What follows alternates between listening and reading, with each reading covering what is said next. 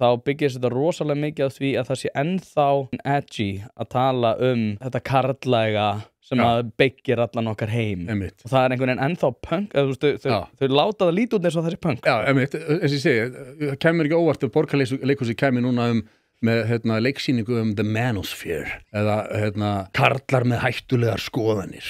Tímamóta leikverk Andrew Tate áhrifin í íslensku samfélagi og hvað þau eru hræðilega undirförul og hafa gripið alla ungu drengin okkar sem bara helbert kjaftaði sko.